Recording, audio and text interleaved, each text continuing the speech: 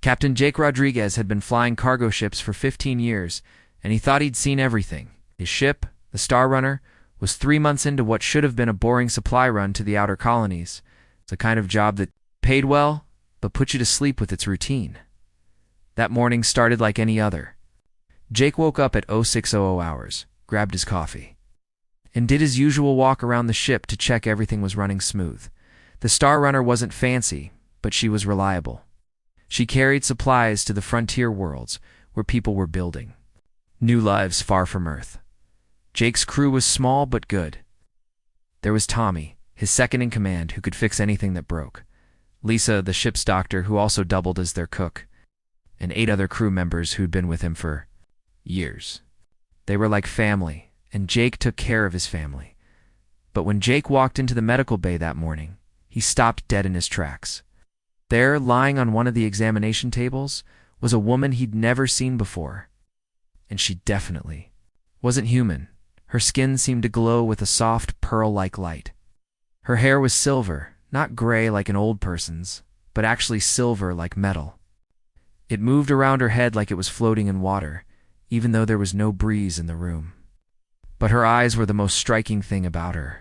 They looked like someone had captured starlight and put it in human eyes.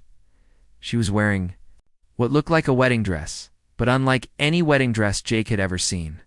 The material seemed to shift colors, going from pure white to deep ocean blue and back again.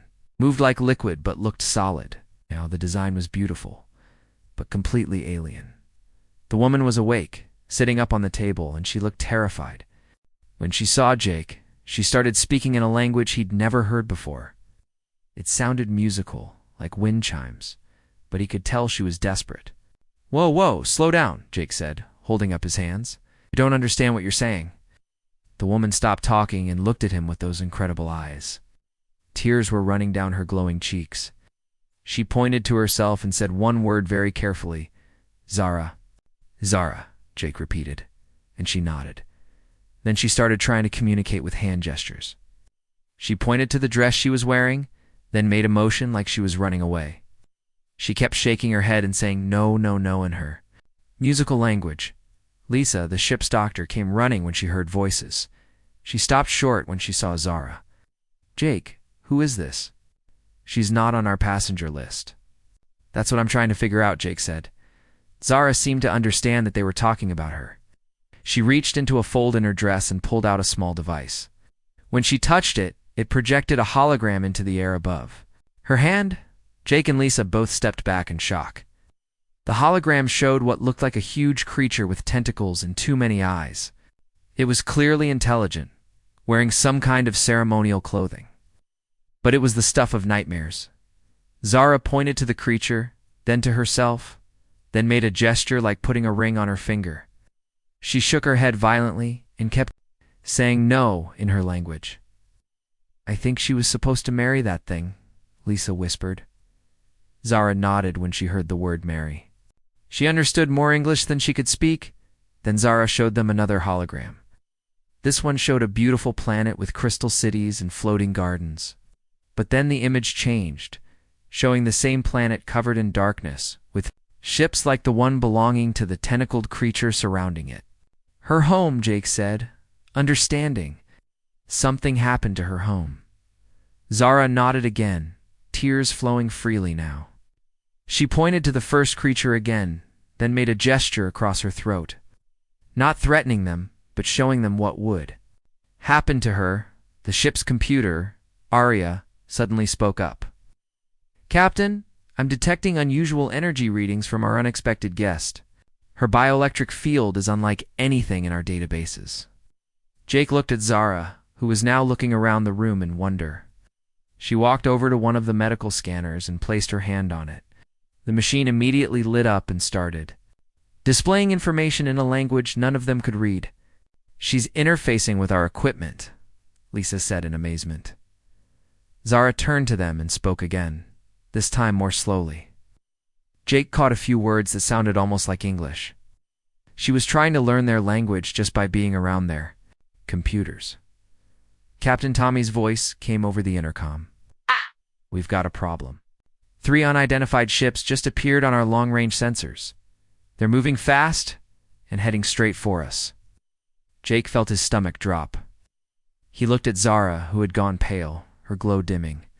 She heard the announcement and immediately looked terrified.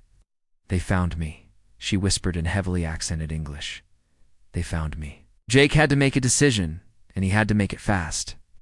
This woman, this Zara, was clearly running from something terrible. But she was also an unauthorized passenger on his ship. He had his crew to think about. His reputation, his business, company policy was clear. No unauthorized passengers. Port. Any stowaways immediately. Jake had built his career on following the rules, on being reliable and predictable. That's how he kept getting contracts. How he kept his crew employed, but looking at Zara, seeing the terror in her star-bright eyes. Jake was reminded of his own daughter back on Earth.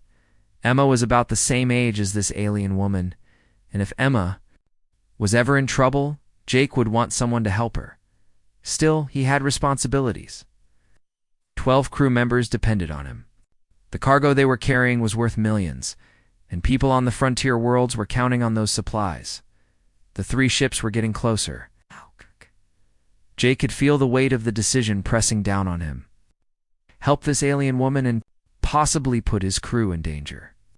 Or follow protocol and hand her over to whatever was chasing her. Arya's voice interrupted his thoughts. "Captain, the approaching vessels are hailing us. They're demanding we prepare to be boarded." Zara grabbed Jake's arm. Her touch was warm and sent a strange tingling sensation through his skin. "Please," she said in her broken English. "Please. Help Zara. No want die. No want species die." Species, Jake thought. Was she the last of her kind? The communication system crackled to life.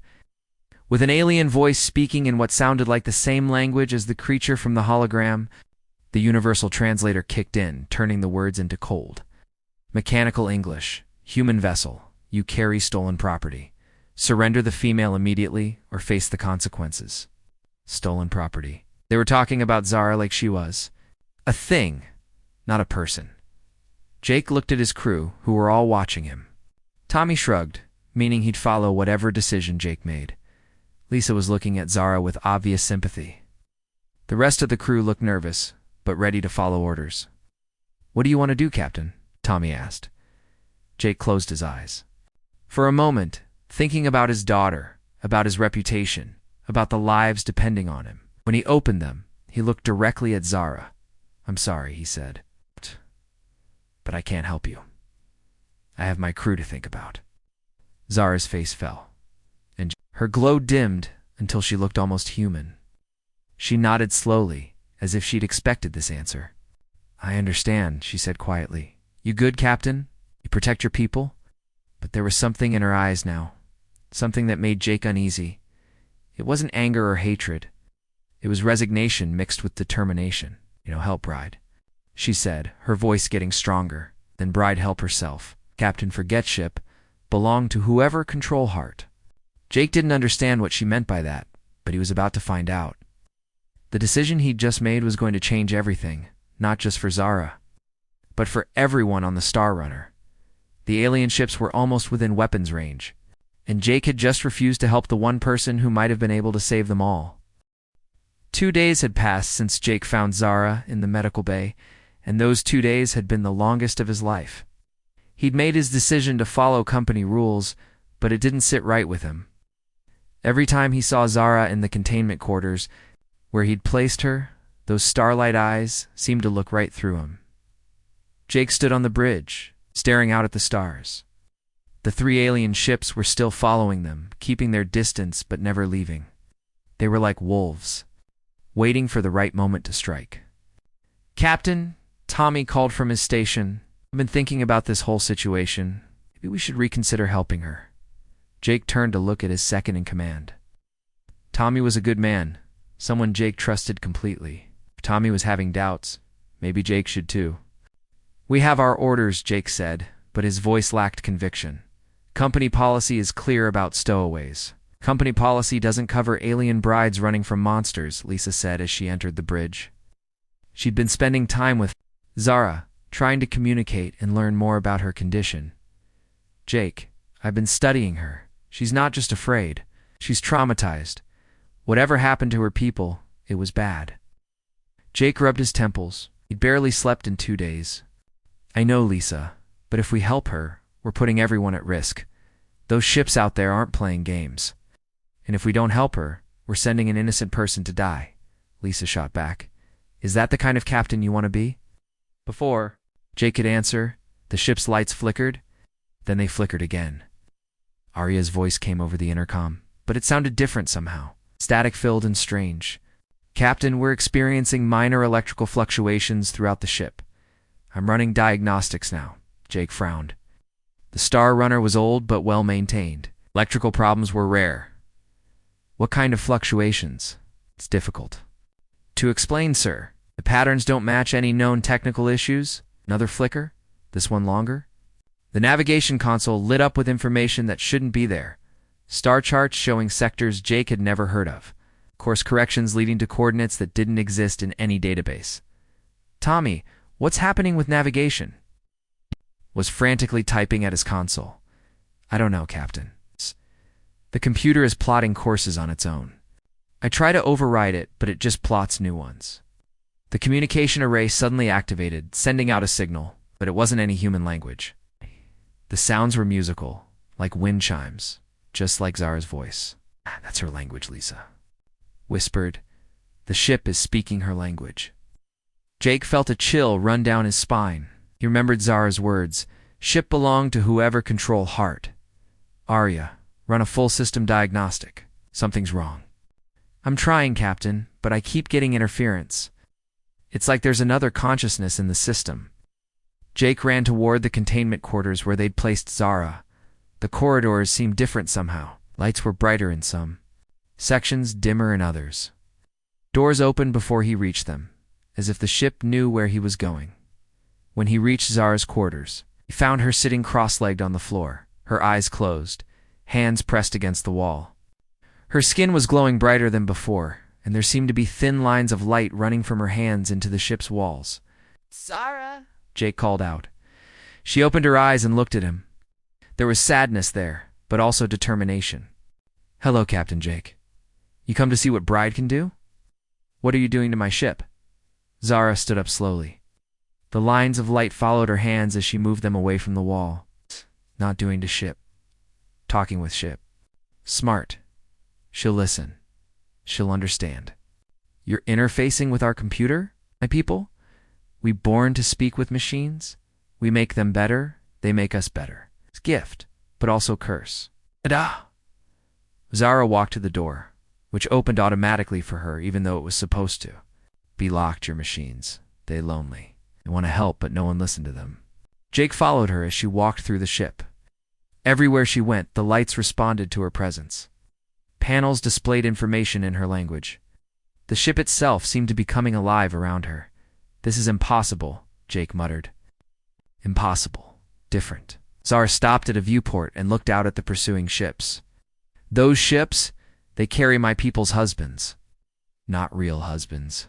Hunters. They take women like me, steal our gifts, use them for war. Steal your gifts? Zara's glow dimmed as she spoke. My people, we called Valorians. We live in peace, make beautiful cities, heal broken worlds. But Krextai, they want our power. They take our women, force marriage. Then, she made a gesture like something being pulled out of her chest. They take our connection to machines, leave us empty shells. Jake felt sick. How many of your people are left? I am less, Zara said quietly. All others taken. I only escaped because my sister, she sacrificed herself to save me. She'll pretend to be me. Let them take her instead. Oh. The weight of that revelation hit Jake like a physical blow. This woman wasn't just running from an arranged marriage. She was the last survivor of genocide. Why didn't you tell me this before? Would it change decision? We already say no. You protect your people, I understand. But now they close. Soon they board ship. Take me. Then they have all Valorian knowledge. The ship shuddered as the pursuing vessels moved closer. Jake could see them now through the viewport. Dark ships with designs that hurt to look at directly. Captain. Tommy's voice came through the intercom. They're powering up weapons. I think they're done waiting. Zara placed her hand on the wall again, and Jake could feel the ship responding. The engines hummed with more power than they'd ever produced.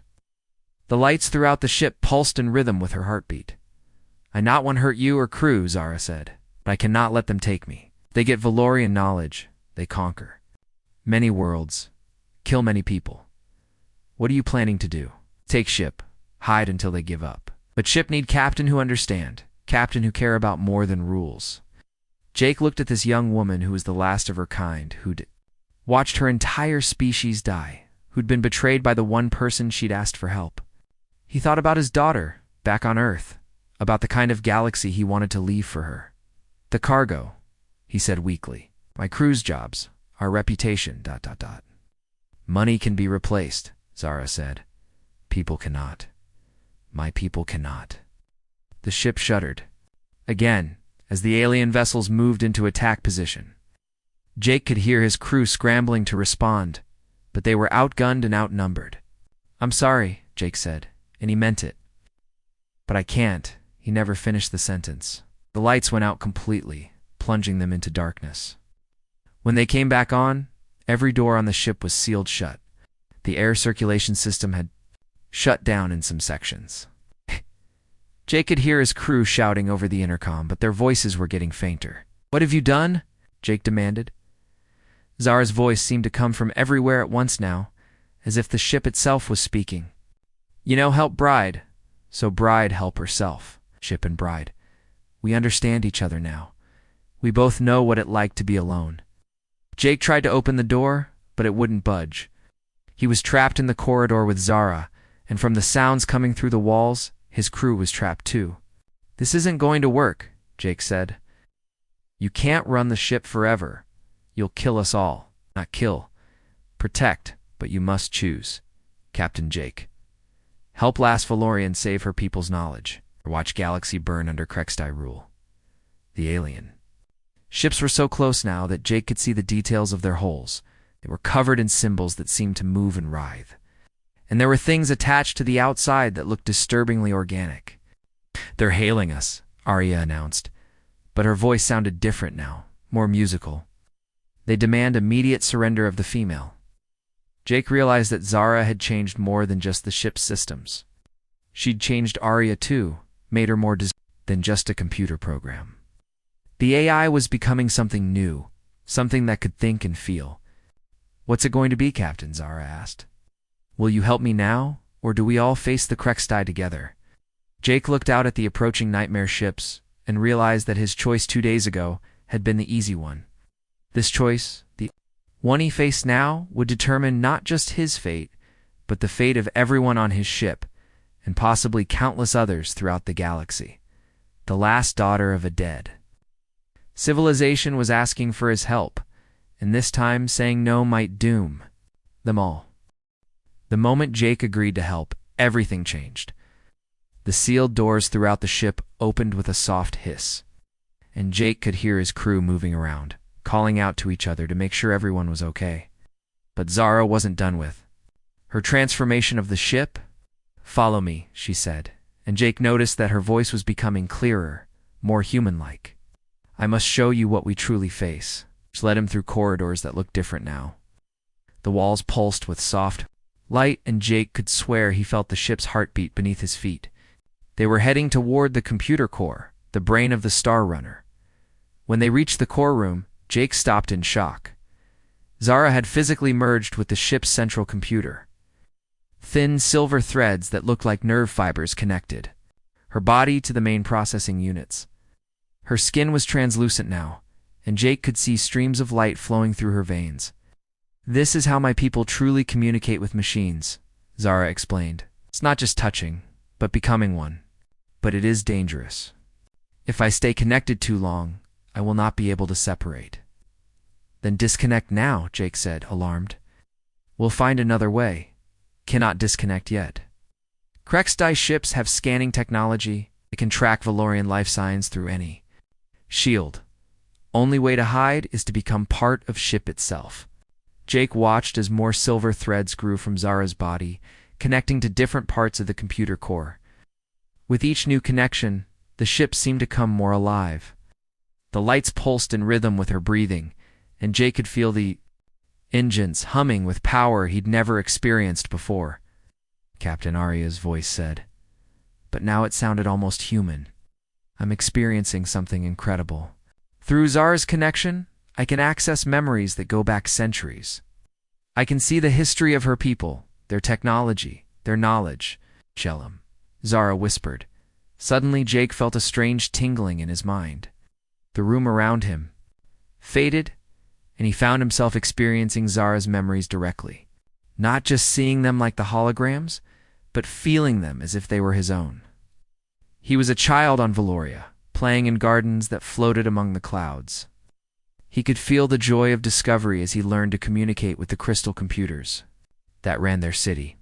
He experienced the peace of a civilization that had solved hunger, war, and suffering. Then came the darker memories. The first Krextai ships arriving with false promises of friendship, the gradual realization that these visitors were studying them, learning their weaknesses. The growing fear as other worlds went silent. One by one, Jake felt Zara's terror on. Her wedding day, when she discovered that her betrothed planned to consume her life force during the ceremony, he experienced her desperate escape, her sister's sacrifice, the crushing weight of being the last survivor of her entire species. But the worst memory was yet to come. Jake felt himself reliving the moment when Zara learned she was carrying a child, not just any child, but a hybrid that carried the hopes of two species. The father was a human explorer who had helped her escape from a Krextai patrol months earlier. He had died protecting her, never knowing about the baby.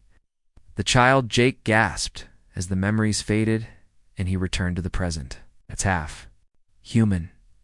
Yes, Zara said, tears flowing down her glowing cheeks. My baby carries both human adaptability and Valorian gifts. If she lives, she could be the bridge between our species. She could help rebuild what was lost. I can sense her thoughts, her dreams. She will be strong, stronger than me, only if we survive. The ship shuddered as the Krextai cutting tools finally broke through the hull. Jake could hear the screech of metal being torn apart, followed by the heavy footsteps of the boarding party. There inside, Tommy's voice came over the intercom. Captain, they're heading for the computer core. Jake looked at Zara, who was now so deeply connected to the ship that she seemed more machine than living being. Can you get us out of here? Yes, but there is price. To escape their tracking, I must become one with ship completely. I will live, but I will never be able to leave.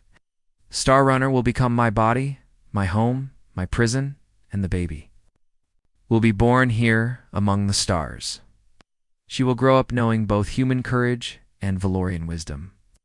But she will never see her mother's homeworld, because there is nothing left to see. The footsteps were getting closer. Jake could hear the Krextai speaking in their harsh language, their words full of cruel anticipation. There has to be another way, Jake said. There is, Zara replied. You could still surrender me. Save yourself and your crew. At Galaxy Burn. But keep your people safe. Jake thought about his daughter back on Earth, about the kind of father he wanted to be, the kind of man he wanted to be remembered as. He thought about the 47 dead civilizations, all the people who might have been saved if someone had been brave enough to help. No, he said firmly. We're family now. We protect family. Zara smiled through her tears. And hold on, Captain. Jake, we go somewhere safe, somewhere new. First, we must lose them completely. The ship's engines roared to life with a power that Jake had never felt before. The Star Runner shot forward through space, faster than should have been possible, leaving the Krextai ships behind like they were standing still. But Jake could feel that something was wrong. The ship was shaking apart under the strain of the modified engines. Alarms were going off everywhere, and he could hear his crew scrambling to keep critical systems online. Zara, the ship can't handle this much power. I know, she said calmly. That is the price. To go fast enough to escape, we must break some things. But ship will survive. We will survive. And baby will have chance to live. Jake watched as more of Zara merged with the computer core. She was becoming less human and more ship with every passing moment. Her body was fading, becoming translucent, until she looked like a ghost made of starlight. Will you still be you? Jake asked. I will. Be me, but more, Zara replied. I will be ship's heart, ship's soul. I will be mother to my daughter and guardian to your crew. This is what it means to be last of your kind. You become what is needed. The Krextai ships were falling further behind, unable to match their speed. Jake could see on the monitors that the alien vessels were turning back, giving up the chase. They had escaped, but at a cost he was only beginning to understand. Where are we going? Jake asked. To the edge of galaxy, Zara said, her voice now coming from the ship itself, rather than her fading physical form, to a place where Krextai cannot follow. There, we will build new home, new hope. Your crew will be safe, my daughter will grow strong, and maybe someday, we will find others who need help. House. Jake realized that he had made more than a choice to help a refugee. He had chosen to become part of something larger, something that would outlast his own life. The Star Runner was no longer just a cargo ship. It was an ark, carrying the last hope of a dead civilization toward an uncertain but hopeful future as Zara's physical form finally disappeared completely into the ships. Systems Jake felt a strange sense of peace. He had lost his old life, his comfortable routine, his simple goals. But he had gained something infinitely more valuable, the knowledge that when it mattered most, he had chosen courage over comfort, hope over fear. The ship flew on through the darkness between stars, carrying its precious cargo toward a new beginning. 6 months had passed since the escape, and life aboard the Star Runner had changed in ways Jake never could have imagined. The ship now sailed through uncharted space at the edge of the galaxy, far from trade routes and Krextai patrols. Here, among stars that had no names, they had found something precious. Safety Jake stood in what used to be the cargo bay, but was now something completely different. Zara had transformed it into a beautiful garden with plants that seemed to grow. From light itself, flowers bloomed in impossible colors, and trees bore fruit that tasted like starshine. It was a small piece of Valoria, recreated from Zara's memories. Good morning, Captain. Zara's voice came from everywhere and nowhere. She was the ship now, her consciousness flowing through every circuit and cable. How did you sleep? It's better than I have in years, Jake admitted. It was true. Despite everything they'd lost, despite being fugitives at the edge of space, Jake felt more at peace than he ever had as a simple cargo hauler. His crew had adapted well to their new life. Tommy had become fascinated with Valorian technology, learning to work with systems that responded to thought as much as touch. Lisa spent her days preparing for the birth of Zara's child, studying Valorian medicine and human techniques. The rest of the crew had found new purposes, new skills, new reasons to wake up each morning. They weren't carrying cargo anymore. Instead, they were carrying hope. How are you feeling today? Jake asked, speaking to the walls, to the air, to the ship itself. Stronger, Zara replied. Oh.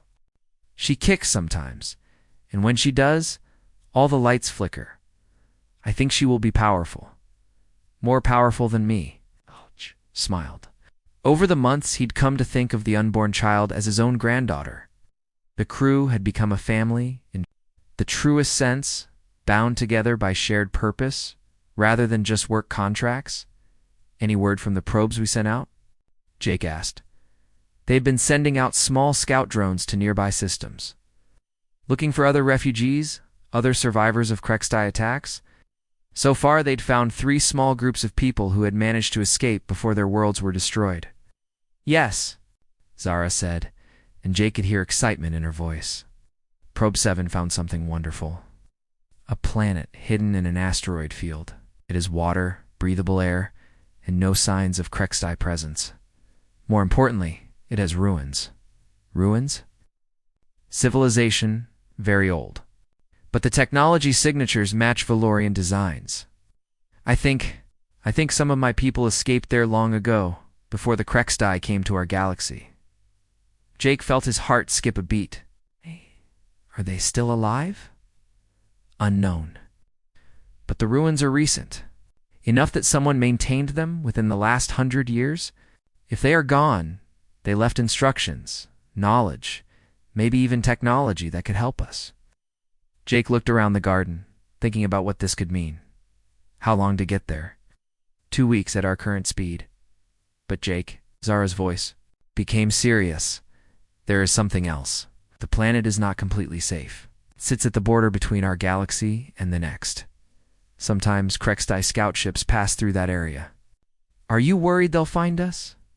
Not worried for us. But if there are Valorian survivors on that planet, they could be in danger. We might be their only warning, their only chance to escape. Jake nodded, understanding. They weren't just running. Anymore, they were actively fighting back, one rescue at a time. Set course for the planet. Over the next 2 weeks, as they traveled toward the mysterious world, Jake found himself thinking about the life he'd left behind. He'd given up his reputation, his business, his comfortable routine. The company had probably declared him dead by now. His contracts were void, his ship listed as lost.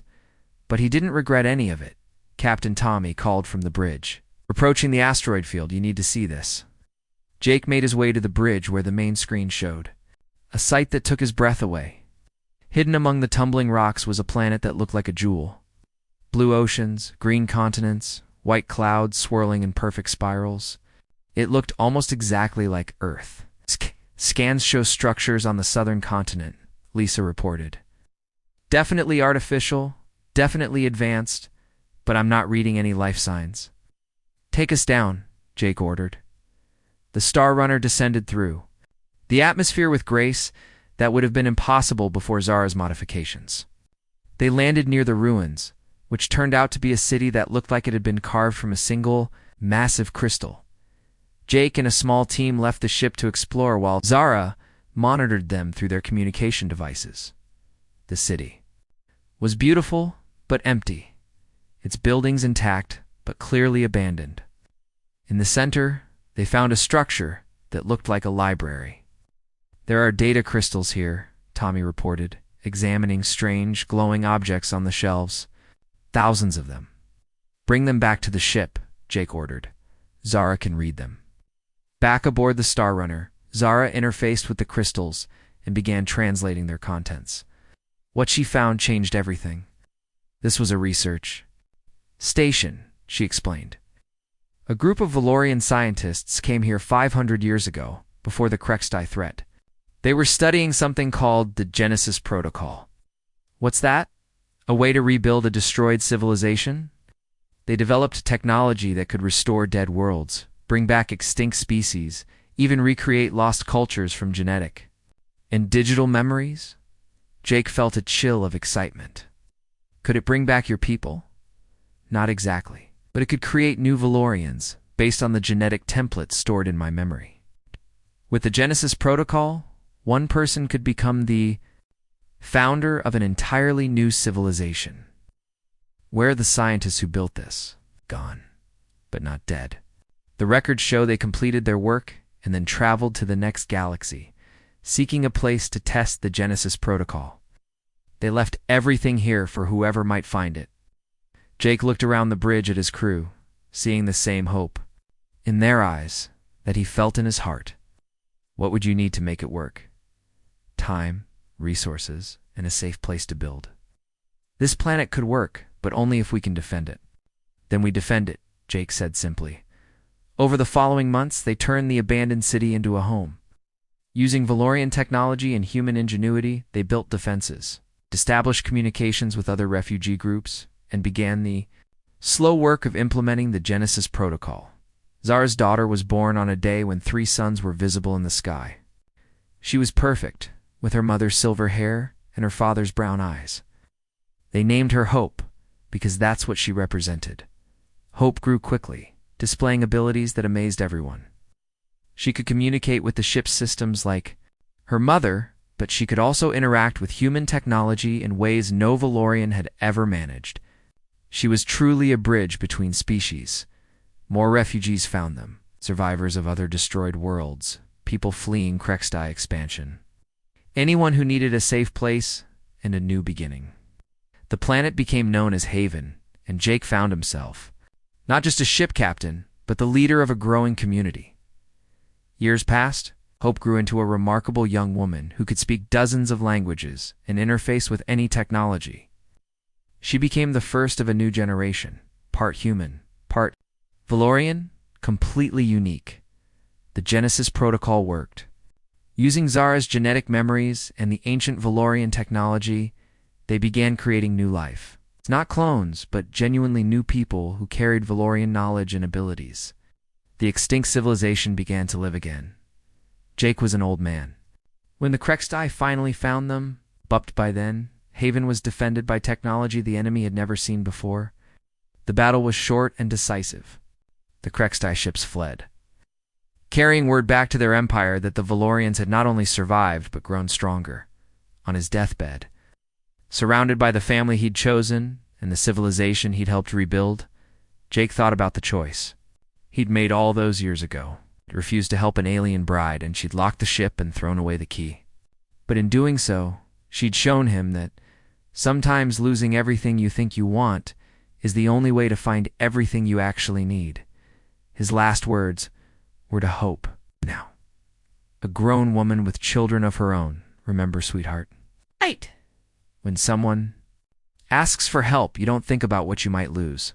Think about what the galaxy might lose if you say no. Hope nodded, understanding. She carried her grandfather's wisdom, her mother's strength, and her father's courage. The future was in good hands, and somewhere in the vast darkness between stars, the Star Runner continued to sail, now crewed by Hope's children, searching for others who needed help, others who needed home. Zara's voice still guided the ship, still offered refuge to the lost and hope to the hopeless. The alien bride had indeed thrown away the key. But what she'd unlocked was far more valuable than anything she'd lost. She'd unlocked the future itself. Jake had never felt so helpless in his entire life. The ship he'd commanded for years was no longer under his control. Every door was sealed tight, and he could hear his crew calling out from different sections of the Star Runner, their voices echoing through the ventilation system. Captain Tommy's voice came through the intercom, crackling with static. I'm trapped in the engine room. The computer won't respond to any of my commands. Same here, called out Lisa from the medical bay. All the systems are running on their own. It's like the ship has a mind of its own. Jake looked at Zara, who was standing perfectly still in the middle of the corridor. Her eyes were closed, and her skin was glowing so brightly that she looked like a living star. Thin streams of light ran from her body into the walls, floor, and ceiling, connecting her to every system on the ship. Zara, you have to stop this, Jake said. My crew is scared. They don't understand what's happening. They will understand soon, Zara replied, but her voice seemed to come from everywhere at once. The ship's speakers, the walls, even the air itself seemed to carry her words. I must show them truth. Show them what happens when good people do nothing. The main lights dimmed, and suddenly the corridor was filled with holographic images. Jake found himself standing in the middle of what looked like a beautiful alien city. Crystal towers reached toward a purple sky, and gardens floated in the air like clouds. People who looked like Zara moved through the streets, their skin glowing with soft light, their silver hair flowing like water. This was my home, Zara's voice said, Planet Valoria. We lived in peace for 1,000 years, helped other worlds, shared our knowledge, healed what was broken. The scene changed, and Jake watched in horror as dark ships filled the sky above the Crystal City. They were the same design as the ships pursuing them now, but there were hundreds of them. The beautiful towers began to crack and fall as weapons. Fire rained down from above. The Krextai came with promises of alliance. Zara continued. They said they wanted to learn from us, to share knowledge. But they lied. Jake watched as the alien creatures from the hologram he'd seen earlier emerged. From the ships, they moved through the city, but they weren't conquering it in the usual way. Instead, they were gathering up the Valorian women, separating them from their families. They studied us for months before they attacked, Zara said. They learned that our women carry the genetic gift for communicating with machines. They learned that if they could take this gift, they could control any technology in the galaxy.